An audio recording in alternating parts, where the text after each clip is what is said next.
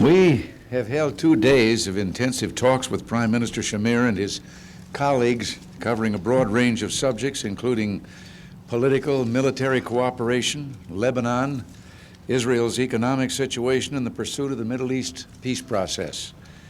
And these discussions, as could be expected between close friends and allies, have been very productive. We reconfirmed the long-standing bonds of friendship and cooperation between our two countries and expressed our determination to strengthen and develop them in the cause of our mutual interests. We have agreed on the need to increase our cooperation in areas where our interests coincide, particularly in the political and military area. And I am pleased to announce that we have agreed to establish a joint political military group to examine ways in which we can enhance U.S.-Israeli cooperation.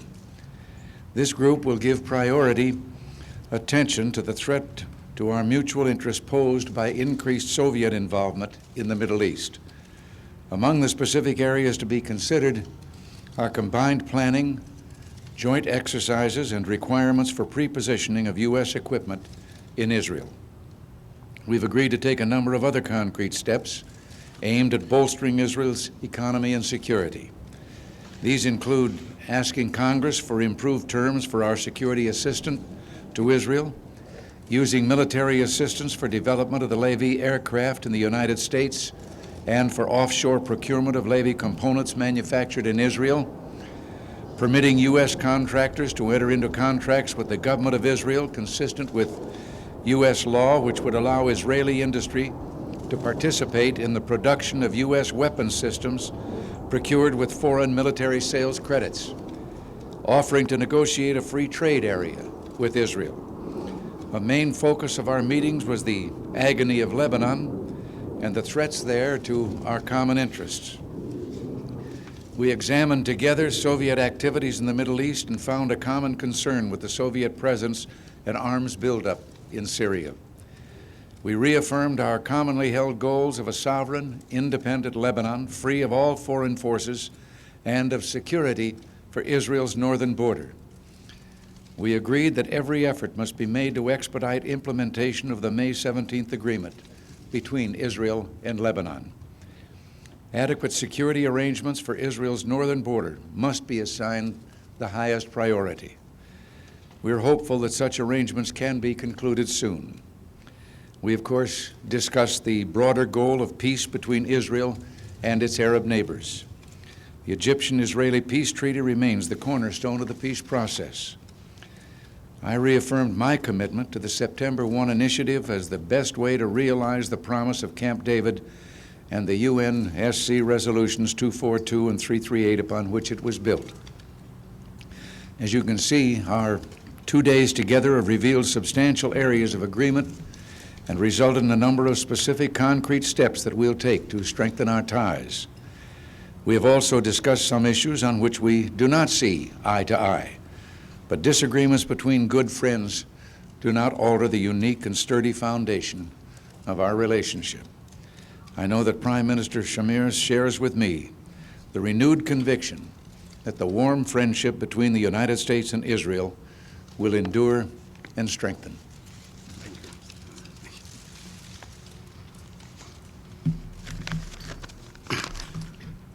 I am grateful for the invitation extended to me by President Reagan to come here to Washington for these discussions. The Minister of Defense and I have had the opportunity to conduct very thorough discussions with the President, the Secretary of State, the Secretary of Defense, and their senior colleagues and advisors. These discussions have been carried out in the spirit of the traditional friendship and the common bonds of mutual understanding that bind our two countries.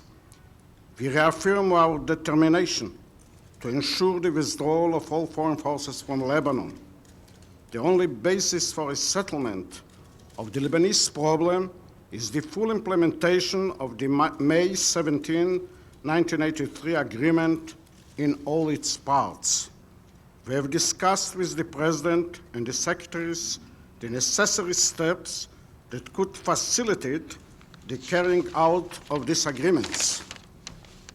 Syria constitutes today a major threat to the peace in our area by occupying more than 60% of Lebanon and by its massive concentration of Soviet arms and personnel on Syrian territory.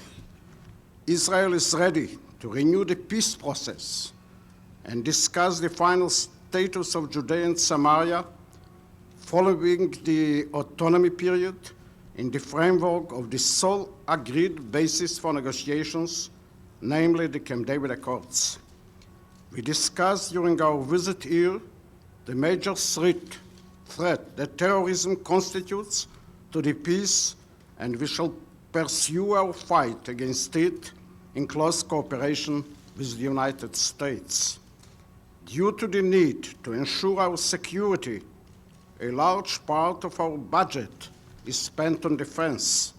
We hope that the American administration will increase the assistance program, taking into account the great sacrifices made by Israel in the peace treaty by relinquishing the oil wells and building new installations as a result of the withdrawal from Sinai. New measures destined to encourage the development of our economy by establishing a free trade area, by sharing new technology, will enhance Israel's strength and enable us to pursue our economic program so vital to the well-being of our society. In order to advance the search for peace and to strengthen the ties between our two countries, we decided to establish the mechanism necessary to determine the details of the nature and scope of our cooperation, inter alia, in the fields of prepositioning of equipment for military readiness, joint exercises, and other relevant fields. We have agreed to establish a joint political military committee to work on the details of these agreed matters. The aim of this cooperation is to strengthen Israel and deter threats to the region. The group will hold periodic meetings starting the first week of January 1984. I wish to once again thank the President and the people of the United States for their strong support of Israel and for the warm feelings conveyed to the Minister of Defense and myself by the President, the Vice President, the Secretary of State, and the Secretary of Defense.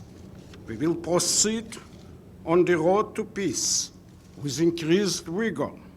I return to Jerusalem, strengthened in my conviction that with the aid of the United States of America and fortified by the friendship of its people and government, a strong Israel can indeed achieve peace. Thank you.